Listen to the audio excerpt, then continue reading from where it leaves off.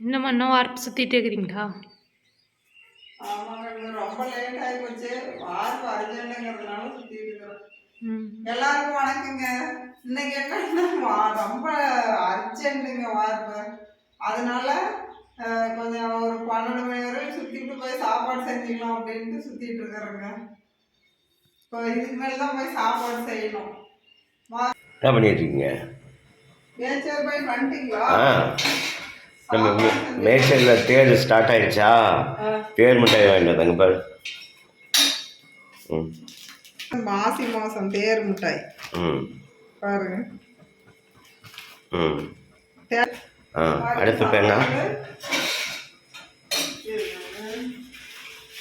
இன்னைக்கு எதுவும் இனிப்பு இல்லையே சாப்பிட்றதுக்கு அப்படின்னு நினைச்சேன்.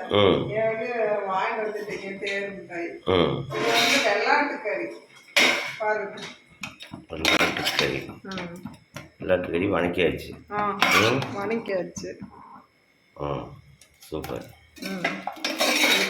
சேலை ஊற்றி கல்லில் ஆட்டுறதுக்கு டைம் இல்லை.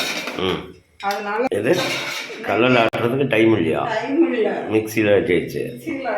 Okay okay. ஆமாம், பக்கத்தால் மாதிரி மிக்சி இருக்கு.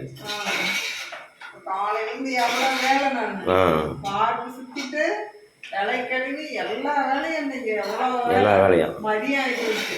சாப்பிடலங்க. இவ்வளோ டைம் ஆகி போச்சு, இன்னும் சாப்பிட்லையா? அப்புறம் எப்படி இருக்கும்? கடலில் ஆட்டி வச்சாவே அது டேஸ்ட்டாக இருக்கும். இன்னைக்கு டைம் இல்லாத காரணத்தினால அப்படியே மிக்சியில் ஆட்டி வைக்கிறேன்.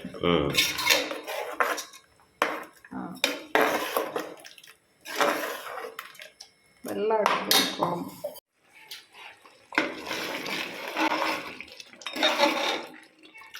பாருங்க. ஆட்டுக்கறி குழம்பு ரெடி ஆயிடுச்சு. சூப்பராக இருக்குது.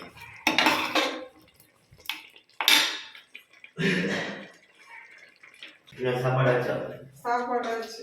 என்ன சாப்பாடு?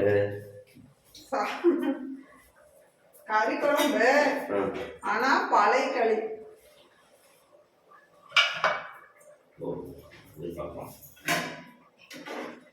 பழைய களி மட்டன் குழம்பு பழைய களியா?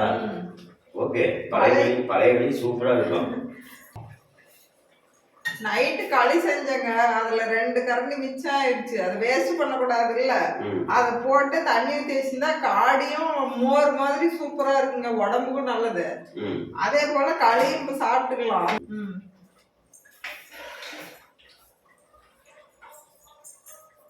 பழைய களிக்கும் மட்டன் குழம்பும் எப்படி இருக்குன்னு பார்ப்போம்.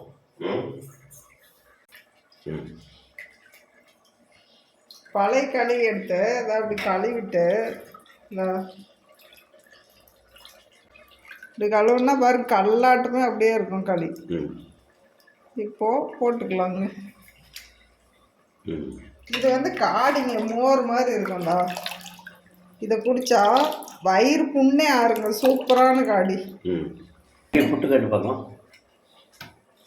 பொடப்படையாக இருக்கு மாதிரி இருக்குல்ல? இல்லை, இதா களி பாருங்க. இதா 2 புட்டு காட்டு. போட்டுப்பா போட்டுப்பா.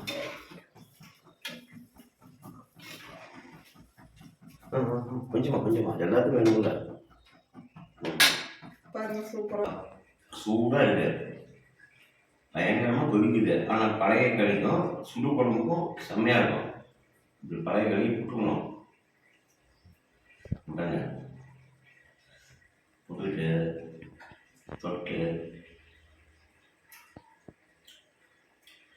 செம்ம டேஸ்ட்டு. பழைய களியை வேஸ்ட் பண்ணாமல் கார சட்னி, வாடகறி இந்த மாதிரி செஞ்சு குழம்பு எல்லாத்துக்கும் பழைய களி சூட் ஆகும். வேஸ்ட் பண்ணாமல் ஒரு பீஸ் எடுத்து வாயில் போட்டு அந்த கறியை தொட்டு சாப்பிட்டா செம்மையாக இருக்குதுதா. ஓகேங்க. சுட சுட சாதம், வெள்ளாட்டுக்கறி குழம்பு. வாங்க எல்லோரும் சாப்பிட்லாம். சரிங்க, அடுத்த வீடியோவில் பார்க்கலாங்க.